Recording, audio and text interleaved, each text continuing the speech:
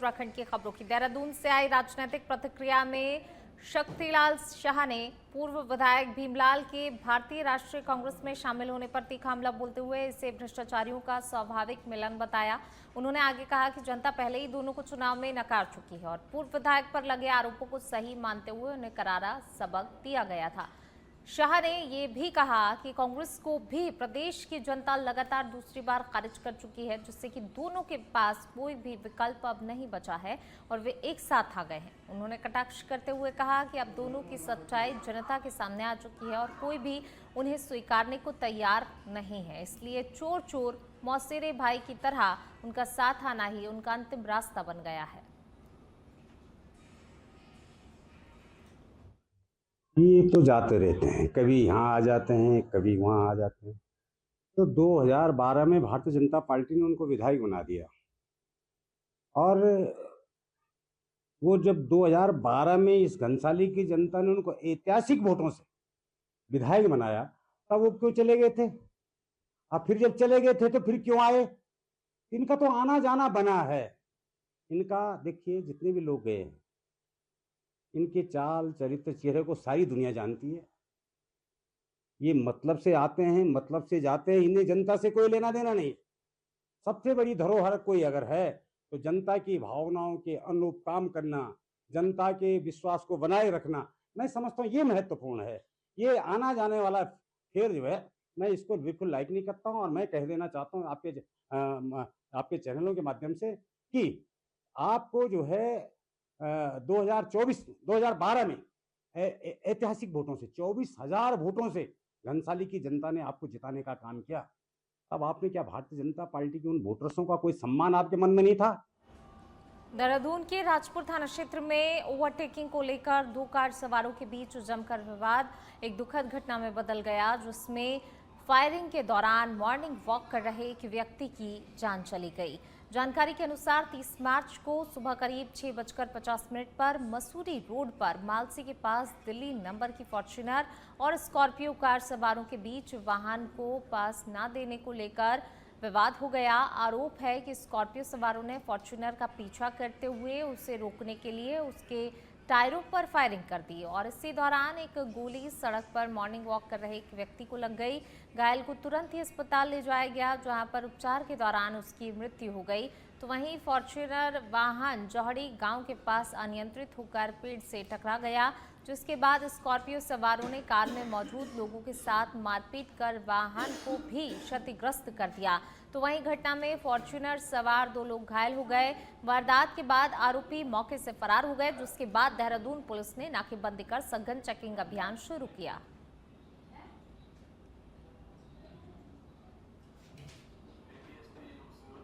आज प्रातः 7 बजे के आसपास कंट्रोल रूम के माध्यम से थाना राजपुर पर सूचना प्राप्त हुई कि जौहरी गांव में 2 गाड़ियों को ओवरटेकिंग को लेकर कोई विवाद हुआ है, जिसमें एक गाड़ी के द्वारा आगे वाली गाड़ी पर फायरिंग की जा रही थी।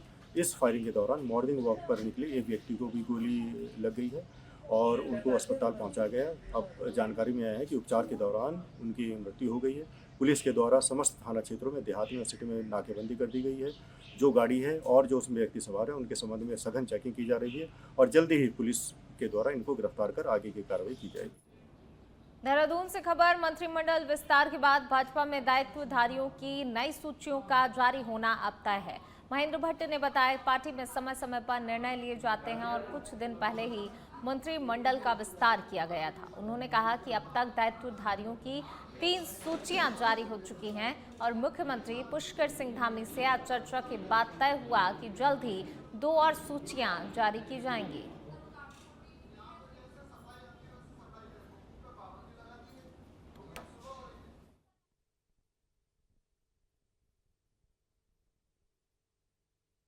दायित्वधारियों की 3 सूचियां जारी की गई हैं। देहरादून से खबर आपको बता रहे हैं, भाजपा में अब दायित्वधारियों की नई सूची जारी की जा रही है, जिसमें से 3 सूचियां अभी जारी हो चुकी हैं। पार्टी में समय समय पर जो है देखिए विस्तार भी होता रहता है। पहले ही मंत्रिमंडल का विस्तार किया गया था, अब ये 3 सूचियां भी अब जारी कर दी गई और लगातार देखिए संगठन की मजबूती को लेकर, मंत्रिमंडल विस्तार को लेकर चर्चाएं भी लगातार हुई और इसके बाद अब जो है ये सूचियां जारी की गई हैं और इसके बाद भी समय समय पर पार्टी जो है निर्णय लेगी संगठन को मजबूती देने के लिए। काम जिस तरीके से अभी तक किया जा रहा है आगे भी लगातार इस तरीके का काम किया जाएगा। तो फिलहाल ये सूचियां जारी हुई हैं दायित्वधारियों की, भाजपा ने सूची जारी की है, ये नई सूचियां जारी की गई हैं। इससे पहले विचार मंथन किया गया और उसके बाद ये सूचियां जारी हुई। देखिए, भारतीय जनता पार्टी में निर्णय समय पर होते हैं। अभी मंत्रिमंडल गठन हुआ है और दायित्वधारी की हमारी सूची निकल चुकी है। 2 सूचियां हमारी, 3 सूची पहले निकल चुकी है, 2 सूचियां अभी हम तत्काल निकालने वाले हैं। माननीय मुख्यमंत्री से मेरी आज ही चर्चा हुई, बहुत जल्दी सूचियों को निकालेंगे। उत्तराखंड के शक्तिधाम क्षेत्र में बढ़ते नशे, चोरी और ट्रैफिक जाम की समस्याओं को लेकर चौकी में एक बैठक आयोजित की गई, जिसमें कोतवाल सुंदरम शर्मा ने स्थानीय जनप्रतिनिधियों के साथ जन समस्याओं पर विस्तार से चर्चा की। तो वहीं बैठक में जनप्रतिनिधियों ने बताया कि क्षेत्र में कच्ची शराब और स्मैक का अवैध कारोबार तेजी से बढ़ रहा है, जिससे कि युवा पीढ़ी नशे की गिरफ्त में आ रही है। इसके साथ ही शक्ति फार्म बाजार में लगातार जाम और चोरी की बढ़ती हुई घटनाओं पर भी उन्होंने चिंता जताई है। उन्होंने पुलिस प्रशासन से इस मामले में सख्त कार्रवाई की मांग की है। इस पर कोतवाल सुंदरम शर्मा ने सभी समस्याओं को गंभीरता से लेते हुए शीघ्र ही प्रभावी कार्रवाई का आश्वासन दिया है। क्षेत्र में शांति एवं सुरक्षा बनाए रखने के लिए हर संभव कदम उठाने की बात कही है। देखिए नहीं, आज रिपोर्टिंग पुलिस चौकी शक्ति फार्म में कोतवाल साहब ने एक बैठक का आयोजन किया है और इसमें जो क्षेत्रीय समस्याएं हैं, जो मूल समस्याएं हैं, उस विषय पर चर्चा की गई। जैसे बढ़ते स्मैक के नशे को लेकर है, अतिक्रमण को लेकर है, तमाम चीज़ों में सुझाव दिए गए और जानकारी दी गई। तो ये कोतवाली पुलिस और शक्ति फार्म पुलिस के साथ एक बैठक थी, जिसमें हम लोगों ने अपने अपने विचार रखे। उत्तराखंड से बड़ी खबर आ रही है, जहां पर पुलिस की दबिश के दौरान एक बुजुर्ग महिला की मौके पर मौत हो गई। घटना सिद्ध गांव की बताई जा रही है। मिली जानकारी के अनुसार कुछ दिन पहले ही एक परिवार ने अपनी लड़की के लापता होने की सूचना पुलिस को दी थी। जांच में पता चला कि गांव का ही बंटी नामक युवक लड़की को शादी का झांसा देकर अपने साथ ले गया था। हालांकि बाद में लड़की वापस अपने घर लौट आई। इसी मामले में फरार युवक बंटी की तलाश में 28 मार्च को नानकमत्ता पुलिस उसके घर पर पहुंची। परिजनों का आरोप है कि पूछताछ के दौरान पुलिस ने बुजुर्ग महिला के साथ धक्का मुक्की की, जिससे कि वह गंभीर रूप से घायल हो गई और सिर पर गंभीर चोट लगने से मौके पर ही उसकी दर्दनाक मौत हो गई। महिला की मौत की खबर फैलते ही गांव में हड़कंप मच गया और परिजन और ग्रामीण शव को नानकमत्ता थाने मुख्य गेट पर रखकर जोरदार प्रदर्शन करने लगे। मृत्यु हुई है, जैसा कि कहा गया है कि हार्ट अटैक से हुई है या धक्का देने से हुई है। ये जांच का विषय, जांच होने के बाद ही पता चलेगा कि मृत्यु का कारण क्या है। जहां तक मौके की स्थिति क्या है, मौके में क्या धक्का दिया, कैसे क्या, वो तो वहीं के लोग बताएंगे। जो मौके में जब जांच होगी तो पता चलेगा कि वास्तव में धक्का दिया गया, नहीं दिया गया, क्या धक्के से उनकी मृत्यु हुई है या हार्ट अटैक से मृत्यु हुई है। वो पोस्टमार्टम से पता चल जाएगा कि पोस्टमार्टम रिपोर्ट क्या कहती है। जैसा कि अभी मेरे समक्ष बात आई है कि हम पैनल से पोस्टमार्टम में पैनल करेगा, पूरी वीडियोग्राफी होगी, उस पर पूरी हम करेंगे। और जो पीड़ित हैं का आरोप किया है पुलिस पे कि पुलिस ने जो है ना हमारी दादी को धक्का दिया, उस वजह से इनकी डेथ हुई थी। तो उसके बारे में हमने इनसे बात करी है और कहा है भाई आप पे जो भी आरोप आपको लग रहा है वो आप हमें लिखित में दें, उसकी हम जांच करेंगे। और उन जांचों की पुष्टि के लिए सर्वप्रथम आवश्यक है कि हम उसका पंचायतनामा करें और पोस्टमार्टम कराएं। हमने इनके परिजनों को आश्वस्त किया है कि हम मृतका का पोस्टमार्टम डॉक्टर के पैनल से कराएंगे। हम यहाँ से रिपोर्ट भेजेंगे, उस पोस्टमार्टम जो भी होगा उसकी हम लोग वीडियोग्राफी भी कराएंगे। तो ये सारी बातें हो गई हैं, अभी परिजनों से बात चल रही है। उसके बाद जो भी एप्लीकेशन आती है, जो भी होता है उसमें हम लोग के जो भी विधि संबद्ध। देहरादून में 4 धाम यात्रा को लेकर स्वास्थ्य व्यवस्थाएं तेज कर दी गई हैं और इस बार मेडिकल एजुकेशन विभाग भी पूरी तरह से सक्रिय नजर आ रहा है। NSBIST के अनुसार करीब 50 स्पेशलिस्ट डॉक्टरों को 15-15 दिन के रोस्टर पर 4 धाम में तैनात किया जा रहा है। जिससे कि बाहरी राज्यों से डॉक्टर बुलाने की जरूरत ही नहीं पड़ेगी। इसके साथ ही दून मेडिकल कॉलेज और श्रीनगर में डॉक्टरों की 2 दिवसीय विशेष ट्रेनिंग भी शुरू की गई है, जिसमें हाई स्पीड एल्टीट्यूड ट्रामा, हृदय और श्वसन संबंधी बीमारियों से निपटने की तैयारी कराई जा रही है। ये प्रशिक्षण कार्यक्रम पूरी यात्रा अवधि तक ऐसे ही जारी रहेगा, ताकि श्रद्धालुओं को सुरक्षित और बेहतर स्वास्थ्य सुविधाएं उपलब्ध कराई जा सकें। धामों में जो पोस्टिंग होती है मेनली हेल्थ डिपार्टमेंट के डॉक्टर्स की द्वारा लगाई जाती है, और उनका सहयोग करने के लिए हमारे मेडिकल एजुकेशन डिपार्टमेंट से हम स्पेशलिस्ट उनको हर साल मुहैया कराते हैं। तो इस बार एक स्पेशल पहल के थ्रू हमने कोशिश की है कि हमें बाहर के किसी भी राज्य से स्पेशलिस्ट मांगने की ज़रूरत ना पड़े।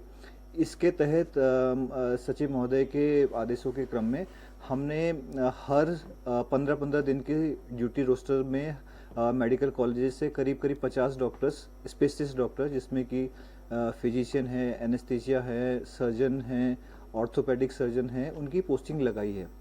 दूसरा, जो हेल्थ डिपार्टमेंट के डॉक्टर्स 4 धाम में पोस्ट हो रहे हैं, तो जो 4 धाम में हाई एल्टीट्यूड और बुजुर्ग जो तीर्थयात्री होते हैं, उनसे संबंधित जो हमारा एक्सपीरियंस रहा है कि उन्हें किस किस तरह की बीमारियों का सामना करना पड़ सकता है, उनकी स्पेसिफिक 2 दिवसीय ट्रेनिंग का प्रोग्राम आज से स्टार्ट हो रहा है श्रीनगर मेडिकल कॉलेज में भी और दून मेडिकल कॉलेज में भी। चारों धामों में चंपावत में रसोई गैस की कमी को लेकर फैल रही अफवाहों के बीच जिलाधिकारी मनीष कुमार ने स्पष्ट किया है कि जिले में गैस संकट जैसी कोई भी स्थिति नहीं है और आपूर्ति पूरी तरह से सुचारू है। उन्होंने लोगों से अपील की है कि घबराकर गैस सिलेंडरों का भंडारण ना करें और अफवाहों पर किसी प्रकार से कोई ध्यान ना दें।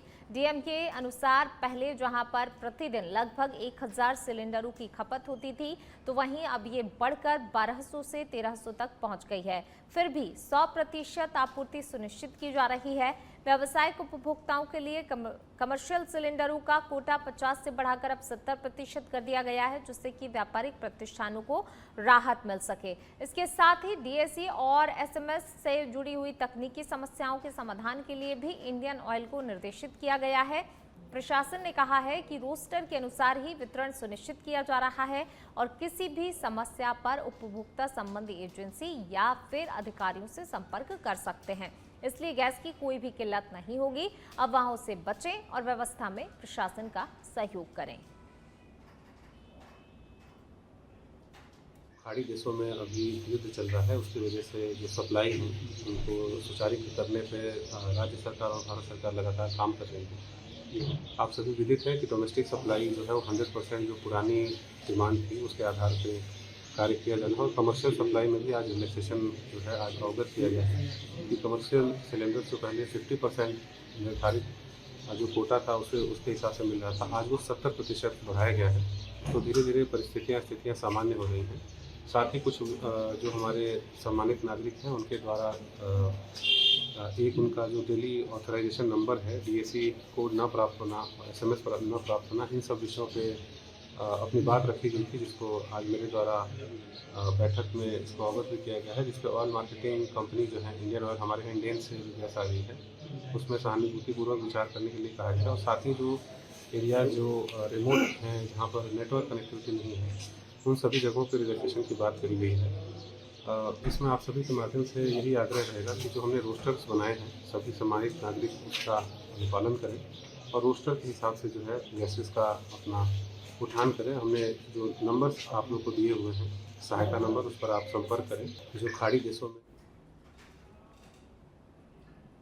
चलिए बढ़ते आगे बात अगली खबर की। देहरादून मसूरी मार्ग पर वैली ब्रिज को लेकर सियासत अब तेज हो गई है। पिछले साल आई आपदा के बाद क्षतिग्रस्त हुए पुल की जगह बनाए गए अस्थायी वैली ब्रिज पर लगातार लग रहे जाम से नाराज कांग्रेस ने सांकेतिक धरना दिया। पार्टी ने सरकार से 4 माह के भीतर स्थायी पुल निर्माण और एक अतिरिक्त वैली ब्रिज बनाने की मांग की है, ताकि पर्यटन सीजन से पहले लोगों को राहत मिल सके। कांग्रेस नेता उपेंद्र थापली ने कहा कि मसूरी को जोड़ने वाला ये एकमात्र मार्ग है और यदि यहाँ पर पुल का निर्माण नहीं किया जाता है तो कांग्रेस द्वारा उग्र प्रदर्शन किया जाएगा। वहीं शहर कांग्रेस अध्यक्ष अमित गुप्ता ने कहा कि 8 महीने बाद भी यहाँ पर अस्थायी पुल का निर्माण नहीं हो पाया है, जिससे कि पर्यटकों के साथ ही आम लोगों को भी परेशानी का काफी ज्यादा सामना करना पड़ रहा है। पूर्व नगर पालिका अध्यक्ष अनुज गुप्ता ने कहा कि दिल्ली से देहरादून तक 2.5 घंटे में पहुंचा जा सकता है, लेकिन देहरादून से मसूरी जाने में लोगों को 4 से 5 घंटे लग जाते हैं और ऐसे में पर्यटन नगरी मसूरी की छवि भी धूमिल हो रही है। राजधानी से 8 किलोमीटर दूर जो एक मसूरी पर्यटक स्थल है, जो लाखों की संख्या में टूरिस्ट यहाँ पर आते हैं, वहाँ पर एक पुल जैसी चीज आप नहीं बना पा रहे हैं। स्थानीय लोग परेशान है, मसूरी के व्यापारी परेशान है, मसूरी के व्यवसायी परेशान है, लेकिन इनके कान में जू नहीं रेंग रही है और बिल्कुल इतनी गहरी नींद में, सत्ते की नशा में चूर हैं कि इनको गहरी नींद में चूर है कि ये एक पुल जैसी चीज नहीं बना पा रहे हैं। और जब एक पुल जैसी चीज नहीं बना पा रहे हैं तो मसूरी में पार्किंग जैसी चीजों का निर्माण कैसे कर पाएंगे।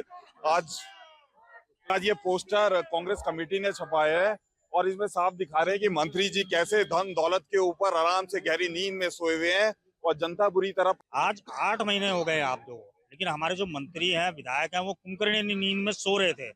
मैं लगातार 1 महीने से उन्हें जगाने की कोशिश कर रहा हूँ कि जब तक एक स्थायी पुल नहीं बनता तो वैली ब्रिज की जगह पे एक और वैली ब्रिज दिया जाए, जिससे आवागमन सुचारू हो सके। तो कुंभकर्ण नींद से जगाना उनको बहुत जरूरी था।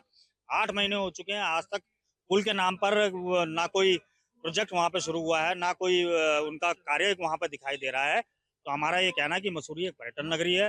मसूरी में सब लोग पर्यटन से जुड़े हुए हैं, उनका रोजगार इससे प्रभावित हो रहा है और यहाँ तक कि पर्यटकों को यहाँ घंटों 6-6 घंटे, अभी भी आप देख रहे होंगे मेरे पीछे कि किस तरह से वैली ब्रिज पे यहाँ पे जाम लग रहा है, कंटिन्यू यहाँ पे जाम लगता है। तो हम इस जाम से निजात दिलाने के लिए शासन प्रशासन से मांग करते हैं कि इस पुल 16 तारीख को सितंबर में आपदा आई थी और इस आपदा में जो है मतलब ऐसे बहुत नुकसान हुआ हमारे मसूरी विधानसभा में। वो तो अलग मुद्दे, वहाँ भी आपसे बात करेंगे, लेकिन ये एक बहुत ज्वलनशील मुद्दा है मसूरी रोड, जिसमें हमारे मसूरी की आय, वहाँ के गरीबों का जीवन से चलता है। और जो इन्होंने मतलब एक वैली ब्रिज एक दिन रात में बना था और कहा था कि बगल में पुल बन जाएगा, पुल बन जाएगा, लेकिन आज तक 8 महीने से कुछ नहीं हुआ। तो इसीलिए हम लोगों ने इस समस्या को देखते हुए बार बार मांग भी की है, मसूरी के लोगों ने मांग की है, हम लोगों ने भी मांग की है। तो मैं यही कहूँगा कि सरकार इस पुल को अभी अतिशीघ्र बना। लोहाघाट से खबर, नेपाल सीमा से सटे गुमदेश क्षेत्र में आयोजित प्रसिद्ध चटोला मेला शनिवार को आस्था, परंपरा और उत्साह के अद्भुत संगम के साथ संपन्न हुआ। मेले का मुख्य आकर्षण चमू देवता की भव्य रथ यात्रा रही, जिसमें हजारों श्रद्धालुओं ने भाग लेकर पूरे क्षेत्र को भक्तिमय बना दिया। मड़गांव से शुरू हुआ देवता का डोला पारंपरिक गाजे बाजे और जयकारों के बीच कठिन पहाड़ी मार्गों से गुजरते हुए चौखाम बाबा मंदिर पहुंचा। इस दौरान 12 गांवों के पारंपरिक वेशभूषा में सजे जत्थों ने अपनी सांस्कृतिक प्रस्तुतियों से माहौल को जीवंत कर दिया। प्राचीन परंपरा के अनुसार सभी जत्थे हर 20 मिनट के अंतराल पर मंदिर पहुंचे और विधिवत पूजा अर्चना कर देव दर्शन किए। डोला जमानीगढ़, चमुखल और न्योल टुकड़ा होते हुए मंदिर पहुंचा, जहां पर परिक्रमा के बाद आशीर्वाद प्राप्त किया गया। डोले में सवार धामी राहुल सिंह के माध्यम से देवता के अवतरण ने श्रद्धालुओं को भाव विभोर कर दिया।